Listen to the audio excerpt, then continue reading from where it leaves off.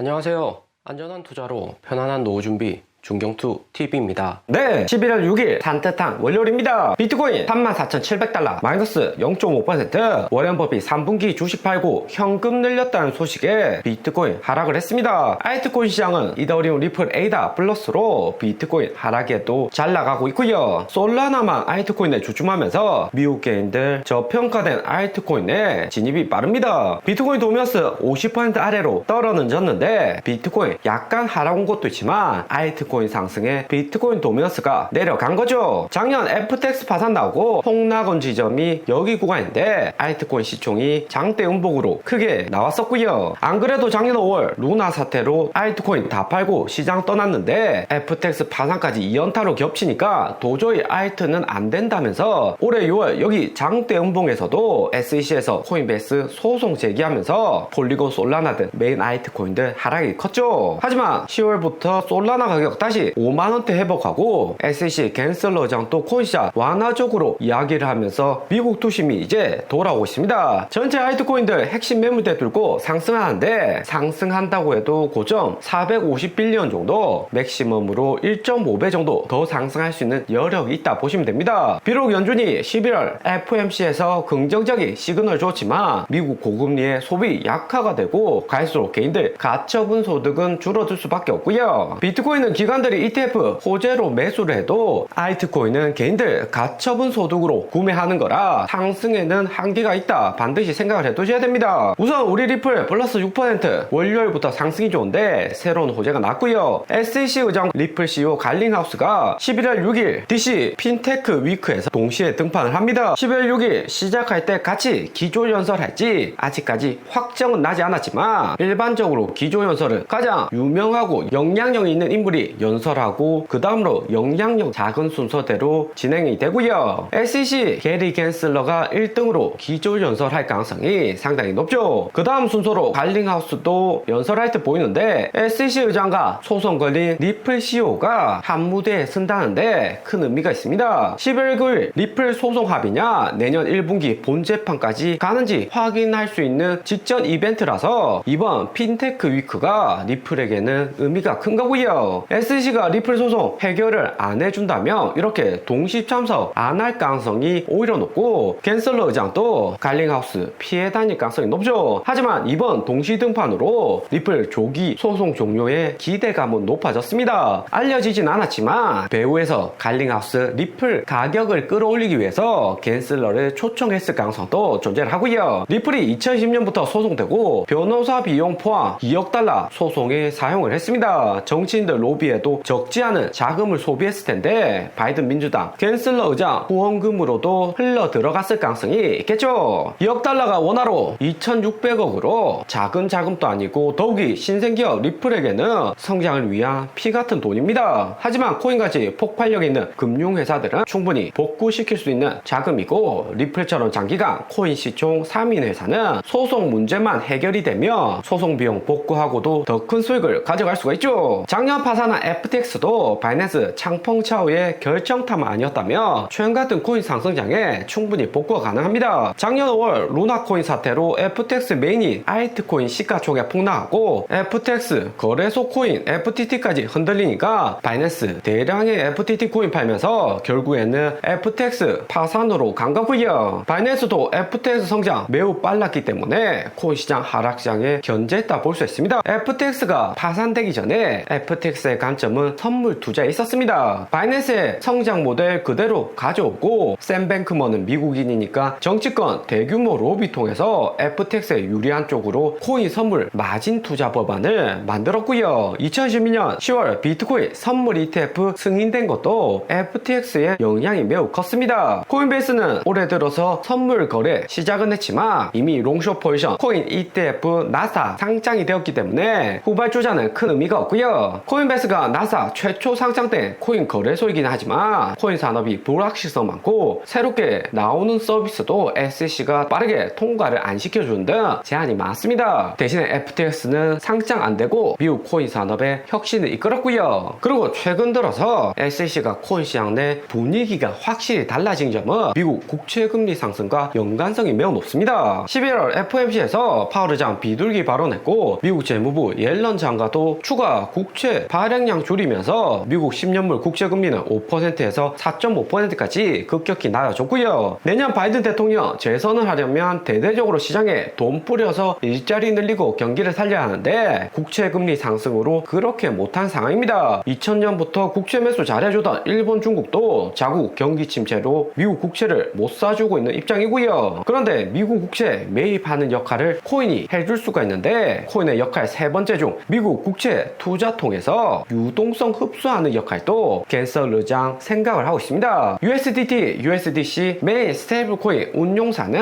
매분기 재무 상황을 보고를 하고요. 70% 이상 안전자산이 미국 국채에 투자를 하죠. 스테이블 코인 가격에 달러가 1대1 패깅이 되기 때문에 스테이블 코인 회사 미국 국채 투자가 필수고 만약에 스테이블 코인 가격 1대1 달러랑 패깅 안 되고 1대 0.8, 0.7 이렇게 하락하게 되면 전체 코인판 흔들리면서 비트코인, 알트코인도 모두 하락을 할 수가 있습니다. 작년 FTX 파산 나올 때 USDC 디패깅 잠시 된 적이 있었죠. 미국 국채를 코인이 매수하면서 시장에 유동성도 흡수해준다는 긍정적인 요인이 있기 때문에 SEC에서 최근 코인 시장을 억제할 이유가 줄어들고 있습니다. SEC가 강력하게 제재해서 코인 투자로 들어온 자금들 시장에 다시 풀리게 되면 주식보다도 부동산 일반 생필품으로 옮겨갈 수 있고 다시 인플레이션율 가격 상승 유발도 시킬 수가 있죠. 그러면서 FTX 루나코인 사태도 1년 이상 지났고 이제는 SEC도 다시 한번 코인 시장 제재를 해제하는 분위기다. 그러니까 갠슬러, 갈링하우스가 한 무대에 올라서는 새로운 광경도 볼 수가 있는 거고요. 그리고 비트코인은 알트코인보다 상승세가 주춤해졌는데 지난주 워렌 버핏의 버크서 해서웨이 역대 최대 206조 원 현금 보유하고 있다. 새로운 리스크 나오는 거 아니냐 불확실성에 비트코인 하락이 왔습니다. 버크서 해서웨이 3분기 어닝은 순이익이 역대급으로 가장 높게 상승했고 매출도 어닝 비트를 했고요. 인베스팅에서는 파란색 8,800 마이너스인데 잘못 나온 데이터고 빨간색으로 해외에서 데이터 끌어오기 때문에 종종 오류가 나죠. 버크서 해서웨이는 작년부터 해서 가장 높은 순이익 매출 수준을 이번에 기록을 했습니다. 어닝 잘 나오는 이유는 돈 안 되는 회사들 팔고 현금 비중 늘리고 미국 국채에 투자를 많이 했기 때문이고요. 단기 국채도 5% 이자 주는 상황이니까 대규모 국채 투자하고 안전하게 수익을 가져간 거죠. 워렌 버핏 현금 비중이 1,570억 달러로 2분기 1,400억보다 100억 달러 이상 증가를 했습니다. 역사적으로 봐도 3분기에 가장 높은 현금 비중을 끌어올렸다는 것을 알 수가 있고요. 올해 1월 저점부터 워렌 버핏 쓸어는 담았지만 2분기 반등에 매수했던 것보다 더 많이 팔았습니다. 대신 버핏의 현금 비중이 갈수록 커지는 것은